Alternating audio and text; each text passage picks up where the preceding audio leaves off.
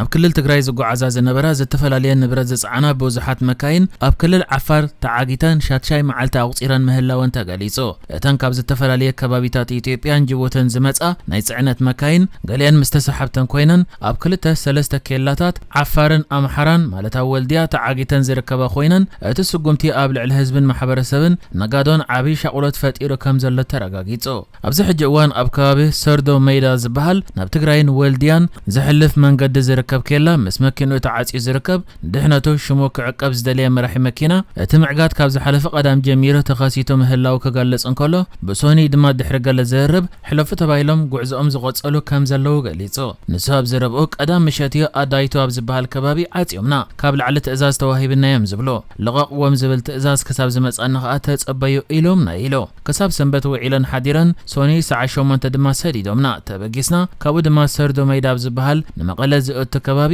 ጠጠው ኣቢሎምና ኣይ ሓልፋንዮን ኢሎምና ሸቐጣ ሸቐጥ ዝጽዓና ብዙሓት ኣይሱዝን ተሰሓብትን ጠጠው ኢለን ኣለዋ ክሳብ ሕጂ ዝተውሃበና ፍታሕ የለን ኢሎ። እዚ መራሒ መኪና ከም ዝገልጾ ኣብ ኣዳይቱ ጠጠው ዘበልዎም ፖሊስ ዓፋር ከም ዝኾኑን ኣብ ሰርዶ ሜዳ ዝዓገትዎም ድማ ኬላ ፌደራል ስለ ዝኾነ ፌደራል ፖሊስ ከም ዝኾኑ ገሊጹ። ወፂ ኣብ ዘሎ ዜናታት ድማ እቲ ምዕጋት ኣብ መስመር ዓፋር ጥራይ ዘይኮነ ብመስመር ክልል ኣምሓራ ወልድያ መስመር እውን ተዓጽዩ ከም ዘሎን ኣሳት 30 መካይን ኣብ መንገዲ ተዓጊተን ከም ዘለዋ ተሓቢሩ። ካብተን ኣብ ወልድያ ተዓጽየን ዘለዋ መካይን ኣብ ሰርዶ ዝተኸልከላ ዝርከብን ኮይነን ናብ ክልል ኣምሓራ ኣልጊሰን ክወጻ ዝፈተናየን። እቶም ኬላታት ቅድሚ ሕጂ ኣብ እዋን ኩናት ትግራይ ረድኤት ኮነ ዝኾነ ንብረት ከይሓልፈ ዝተኸልከሉሉ ብምዃኖም ምስቲ ሕጂ ዘሎ ምትፍናን እቲ ኩነታት ናበይ ኮን የመርሕ ይኸውን ዝብል ሻቁሎት ፈጢሩ ከም ዘሎ እቶም ነዚ ሓበሬታ ዝሃቡ ናይ ዓይኒ ምስክርን መራሕቲ መካይንን ገሊጾም ኣለዉ። ዳርጋ ኩለን እተን ተሽከርከርቲ ሕጋውያን ምዃነን ዝገልጽ ሰነድ ከም ዘለወን ምኽንያት እቲ ክልከላ ኸኣ ከም ዘይተገልጸለን ዝተረኽበ ሓበሬታ ረድዩ።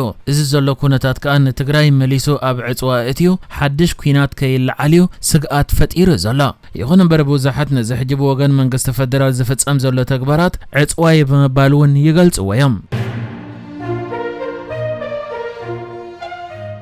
ንመሰል ጋዜጠኛታት ዝጣበቕ ኮሚቴ ምክልኻል ጋዜጠኛታት ዝተባሃለ ዘይመንግስታዊ ትካል ምስ ካልኦት 31 ዘይመንግስታውያን ትካላት ብምዃን ባይቶ ሰብኣዊ መሰላት ውድብ ሕብራት ሃገራት ኤርትራ ንዝፍጸም ከቢድ ገሰት ሰብኣዊ መሰላት ክኹነን ጻውዒት ኣቕሪቡ። እቲ ንመሰላት ጋዜጠኛታት ዝጣበቕ ዘይመንግስታዊ ትካል ብመንገዲ ዕላው መርበብ ሓበሬቱ ገይሩ ዘርጊሕዎ ኣብ ዘሎ ጽሑፍ ቅድሚቲ ብ16 ሰነ ዝኽፈት ቀጻለ ኣኼባ ባይቶ ሰብኣዊ መሰላት ውድብ ሕብራት ሃገራት እቲ ባይቶ ነቲ ብጉጅለ ተጣበቕቲ ሰብኣዊ መሰላት ቀሪቡ ዘሎ ኣብ ሓምለት ዘበቅዕ ስልጣን ፍሉይ ጸብጻብ ወይ ፍሉይ ራፖርተር ሰብኣዊ መሰላት ኤርትራ ክናዋሕ ኣለዎ ዝብል ሕቶ ክቕበሎ ጻውዒት ቀሪቡ ምህላው ይገሊጹ። እቲ ትካል ኣብ ጸብጻቡ ቀጺሉ ክሳብ ዕለት 1 ታሕሳስ 2024 ኤርትራ ካብ ሃገራት ትሕተ ሰሃራ ኣፍሪቃ ዝበዝሑ ጋዜጠኛታት ዝኣሰረት ሃገር ከም ዝነበረት ኣብዚ እዋን ድማ ኣብቲ ሃገር 16 ጋዜጠኛታት ብዘይ ፍርዲ ኣብ ትሕቲ ቀይዲ ይርከቡ ድሕሪ ምባል እዚ ትካል ባይቶ ሰብኣዊ መሰላት ውድብ ሕብራት ሃገራት ንዘመነ ስልጣን ፍሉይ ራፖርተር ውድብ ሕብራት ሃገራት ኣብ ጉዳያት ሰብኣዊ መሰላት ኤርትራ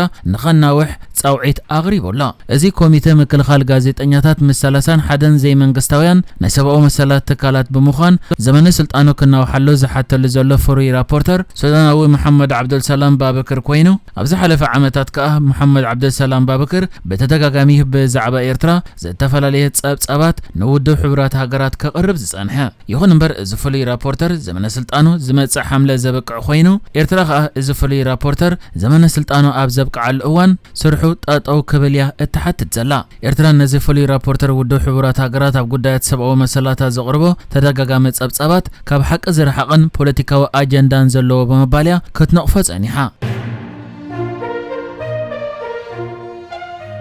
ኣብ ኢትዮጵያ ድሕርቲ ኣብ ዝሓለፈ ዓመት ሓምለ ዝተኻየደ ዕዳጋ ምርኮስ ዝገበረ ትመና ሸርፊ ወጻኢ ዶላር ብልዕሊ 128 ሚእታዊት ወሰኽ ከም ዘርአየ ተገሊጹ። ባንኪ ንግዲ ኢትዮጵያ ብወገኑ ኣብ ውሽጢ ሓደ ሰሙን ሸርፊ ዶላር ኣሜሪካ ብ7 ብር ከም ዘዕበዮ ኣፍሊጡ እዩ። መንግስቲ ኢትዮጵያ ዝሓለፈ ዓመት ሓድሽ ስርዓተ ንግዲ ዘተኣታተወ ኮይኑ ሸርፍን ለውጢ ባጤራን ኣብ ዕዳጋ መሰረት ዝገበረ ክኸውን ምውሳን ይዝከር። ኢትዮጵያ ካብ ዓለም ለኻዊ ትካል ገንዘብን ባንኪ ዓለምን 10.7 ቢልዮን ዶላር ረቕሕን ንምርካብያ ዕዳጋ መሰረት ዝገበረ ሸርፊ ወጻኢ በመተግባር ዋጋ ባጤራ ተጎድል ዝወሰነት ነዚ ስዒቡ ኣብ ሓደ ሰሙን ጥራይ ዓቕሚ ዕድግብር ብ57 ሚእታዊት ከም ዝጎደለ ይዝከር ከም ዝከር ኣብ ኢትዮጵያ ቅድሚ ውሳነ ሸርፊ $1 ኣሜሪካ ብ54 ብር ይሽየጥ ዝነበረ ኮይኑ እቲ ውሳነ ምስ ሓለፈ ድማ ንጽባሒቱ $1 ኣሜሪካ መጠን ሸርፉ ናብ 131 ብር ይሓፊሉ ዝነበረ ባንኪ ንግዲ ኢትዮጵያ ንሓያሎ ኣዋርሕ $1 ኣሜሪካ ብ124 ብር ገዚኡ ብ2 ብር ወሲኹ ክሸይድ ዝጸንሐ ኮይኑ ከም መፋርቕ ዝሓለፈ ሰሙናት ሒዙ ግን ብ4 ብር ወሲኹ ብ128 ብር ክዕድግ ጀሚሩሎ እቲ ባንኪ $1 ኣሜሪካ ብ131 ብር ገዚኡ ብ133 ብር ከም ሸጦን ኣብ ውሽጢ ሓደ ሰሙን ብ7 ብር ከም ዝወሰኸን ውን ኣፍሊጡ ሃገራዊ ባጤራ ወጻኢ ብጨረታ ናብ ካልኦት ባንክታት ውን ከም ሸይጥ እቲ ባንኪ የፍለጥ ኣብ ዝሓለፈ ሰሙን ኣብ ሻሻይ ዞር ዘቕረቦ $50 ሚልዮን 14 ባንክታት ብማእከላይ 133 ብርን 17 ሳንቲምን ከም ዝወሰደ ኣፍሊጡ ኣብ ሓምሻይ ዙር ጨረታ $60 ሚልዮን ንሓራጅ ቀሪቡ ብማእከላይ ዋጋ 132 ብርን 9 ሳንቲምን ተሸይጡ ምንባሩ መረዳእታታት የመልክቱ መንግስቲ ዋጋ ብር ብምጉዳል እቲ ባጤራ ምጸሊም ዕዳጋ ንምምዛን ይሰርሕ ከም ዘሎ እኳ እንተገለጸ እቲ ፍልልይ ግን ሕጂ እውን እንተኾነ እንዳሰፍሐ ይመጽእ ከም ዘሎ ክኢላታት ይሕብሩ ሕጂ ወፂኡ ኣብ ዘሎ ሓበሬታ ድማ ሸርፊ ዶላር ዓመት ኣብ ዘይመልእ ግዜ ኣብታ ሃገር ልዕሊ 128 ሚእታዊት ወሰኽ ኣርእዩ ዝበሃል ዘሎ ፕሬዚደንት ዶናልድ ትራምፕ ከም ተቆጻጻሪ ክፍሊ ብቕዓት መንግስቲ ገይሩ ዝመዘዞ ቢልዮኔር ኢሎን ማስክ ካብ ጻዕዳ ገዛ ከም ዝተፋነው ዕላው ገይሩ ኢሎን ማስክ ኣብ እዋን ስልጣኑ ኣሽሓት መንግስታዊ ስራሓት ከም ዝዓጸወን ኣሜሪካ ትልግሶ ዝነበረት ቢልዮናት ዶላራት ደው ከም ዘበሎን ይዝገለጽ ኢሎን ማስክ ብትዊተር ከም ዝገለጾ ብዶናልድ ትራምፕ ንዝተዋሃቦ መዝነት ብምስጋን ዋላ እኳ ደኣ ስራሕ ደው የብል እምበር እቲ ዝቆመ ዶጅ ዝተባሃለ መንግስታዊ ትካል ግን ከም ዝቕጽል ኣመልኪቱሎ ኢሎን ማስክ ብረቡዕ ካብ ጻዕዳ ገዛ ግቡእ ምፍናው ከም ተገብረሉ ማዕከና ዜናታ ሃገር ሓቢረን ኣለዋ ኢሎን ማስክ ወላውን ግዚያዊ መዝነት ተዋሂቦ በመጽንሑ ውዒሎ ሓዲሩ ክኸይድ ምዃኑ ተፈሊጡ እንተነበረ ኣብዚ ዝሓለፈ ቀረባ መዓልታት ግን ምስ ባጀት በዘተሓዝ ንፖሊሲታት ትራምፕ ከነቀፍ በመጀመሩ ምፍናው ከም ዝተቐላጠፈዩ ዝግለጽ ዘሎ ኢሎን ማስክ ኣብቲ በዓሉ ዝውንኖ ቅድሚ ሕጂ ትዊተር ዝበሃል ዝነበረ ሕጂ ኤክስ ዝበሃል ናይ ማሕበራዊ ገጽ ትካል ኣብ ዘርግሑ ጽሑፍ ከምቲ መደበይ ከም ሓደ ፍሉይ ሰራሕተኛ መንግስቲ ግዜ ዝውድእ ኣሎ ኣኺሉ መንግስቲ ዘባኽኖ ገንዘብ ምጉዳል ፕሬዚደንት ዶናልድ ትራምፕ ንዝሃበን ዕድል ኣዝየ የመስግን ኢሉ እዚ ኣብ ደቡብ ኣፍሪካ ዝተወልደ ቢልዮኔር ከም ሓደ ፍሉይ ሰራሕተኛ መንግስቲ በቲ ዝተዋህቦ ሓድሽ መዝነት ኣብ ዓመት 130 መዓልታት ክሰርሕ ሓላፍነት ተዋሂቡ ወጸኒሑ ካብታ ዶናልድ ትራምፕ ቃለ መሕላ ዝፈጸመላ 20 ጥሪ እንተተጸብጺቡ ኸኣ ኣብ መወዳእታ ግንቦት ካብ መዝነቱ ክእለት ተጽቢት ክግበረሉ ይጸኒሑ እንተኾነ ኢሎን ማስክ ቀድሚ መዓልታት ትራምፕ ትሪልዮናት ዶላራት ካብ ቀረጽን ግብርን ብምእካብ ኣብ ምክልኻል ከውዕሎ ምውሳኑ ብትር ነቒፍዎ ነይሩ እዩ ንሱ مسمع كان زينا CBS غيرو اب زنبرق على محتت ات ترامب زقربو امامه نت منግስት فدرال زلو حصرታት ميليس زغادت كم زخونه بممغات ات وسانه نت نسو زمرح كفل منግስት دوج زنا اس يلو دحرز مغلص يخا بزحات إيلون ماسك مس دونالد ترامب نيا رأيا فللي تفطيرو الله بمبال كاب سلطانو كእለ زلو تخلو لعل مخانو كتنتنو زصنحو